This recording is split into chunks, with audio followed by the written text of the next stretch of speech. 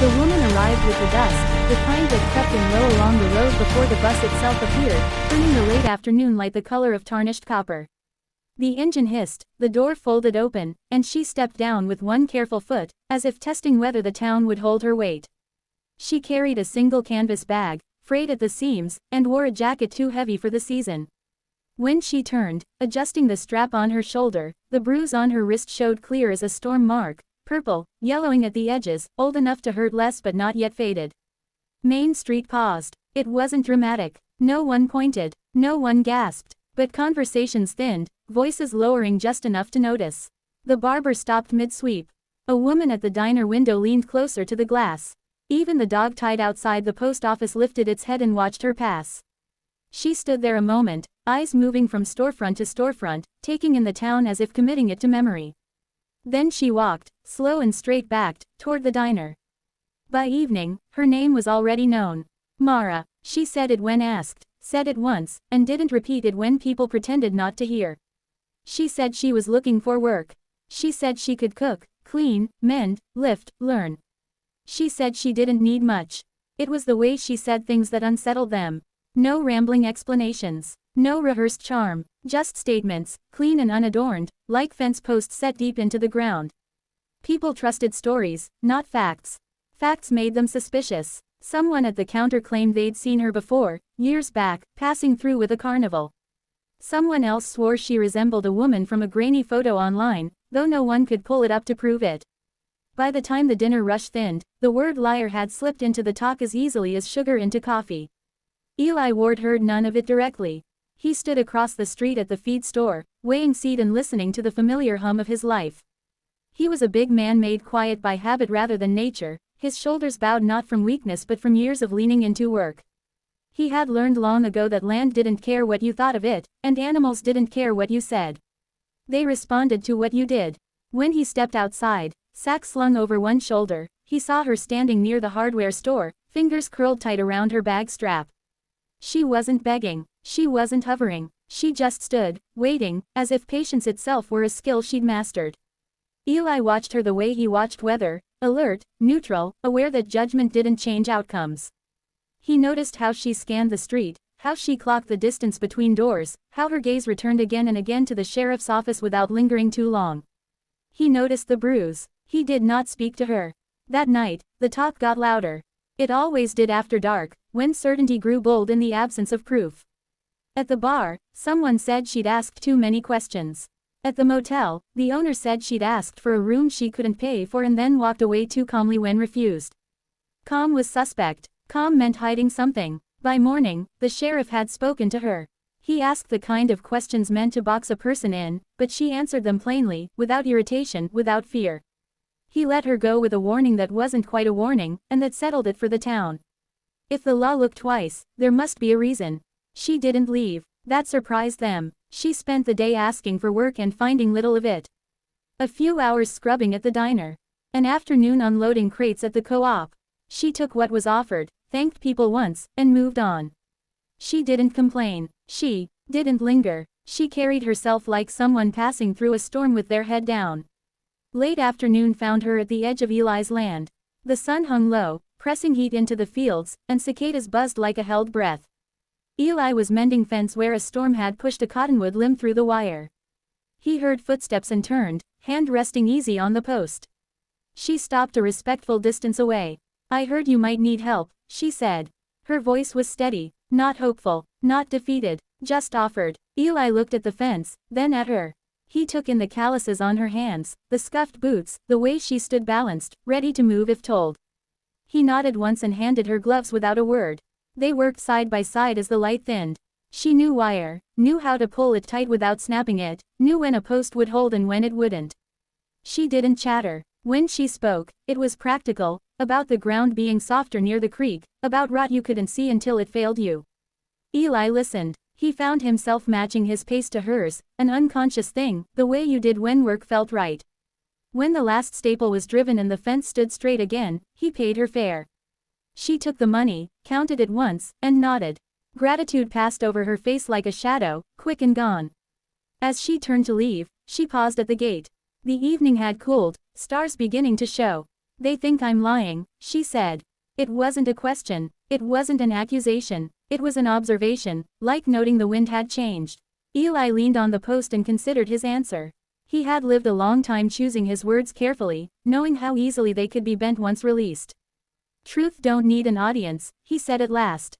She studied him then, really studied him, eyes searching his face for something he hadn't offered.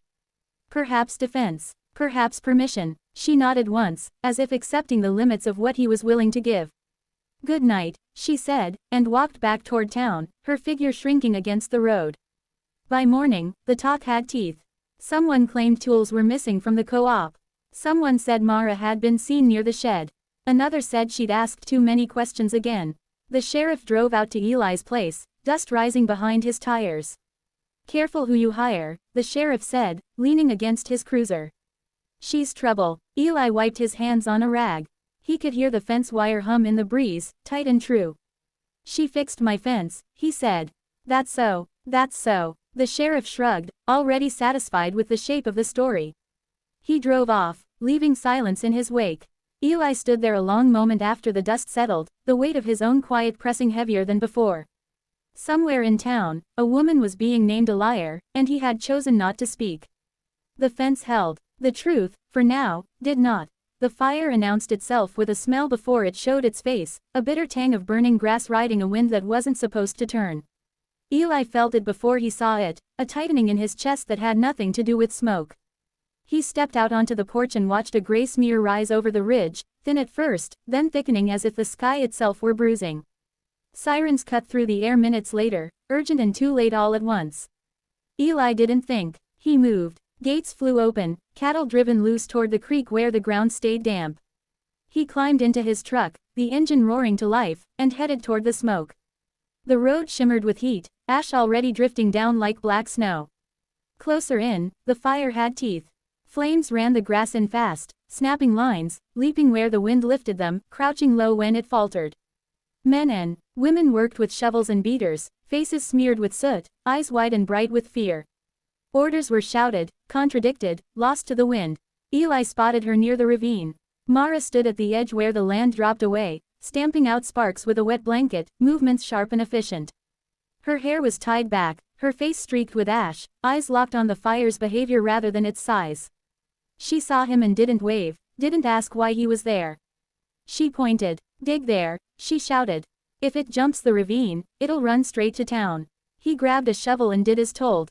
There was no room for pride, no time for questions. They worked shoulder to shoulder, lungs burning, hands shaking, the ground hot enough to blister through boots. The fire roared and hissed, a living thing testing every weakness. When the wind shifted again, it shifted wrong. Flames surged toward the old mill, where rusted tanks and forgotten fuel waited like a trap. Someone shouted. Someone froze. The hiss came next, high and deadly, the sound of pressure finding escape. Mara moved first. She tackled the man closest, knocking him flat as the blast went off, heat slamming into them like a physical force. Eli felt it on his face, a searing wave that drove him back. The mill erupted in flame, a column of fire clawing at the sky. When the smoke thinned enough to see, Mara was on her knees, coughing, jacket smoldering. She waved off hands reaching for her and stood on shaking legs. I'm fine, she said, voice hoarse but firm. Put it out before it spreads. They did. Barely. By the time the fire broke apart and fell back into itself, the night had fully claimed the sky. The land smoked and crackled, wounded but alive. The town stood, saved by inches and luck and a woman they'd called a liar. An ambulance arrived. Mara refused it. She sat on the tailgate of a truck, wrapped in a borrowed jacket, staring at the ground as if counting the cost of every second. The sheriff pulled Eli aside, his face pale beneath the soot. We need to talk, he said. They stood a little apart, the noise of aftermath buzzing around them. The sheriff lowered his voice. She's federal, he said. Witness protection, testified against her husband. Arson, fraud, worse. He's got friends. We were told to keep quiet. Let her pass through unnoticed. Eli felt the words settle like stones. You let the town tear her apart. The sheriff's mouth tightened. We didn't think. You didn't stop it, Eli said. He looked back at Mara, at the way she sat alone even now, refusing comfort.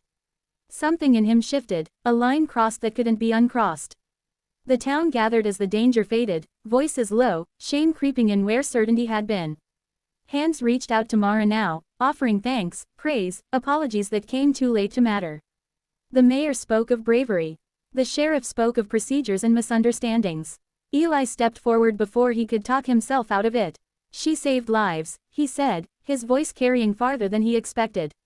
She saved mine, and you all knew she was in danger. The mayor faltered. The sheriff's eyes warned him off, sharp and pleading. Eli didn't stop. You let the talk run, he said. You let her stand alone because it was easier than telling the truth. Silence fell, heavy and complete.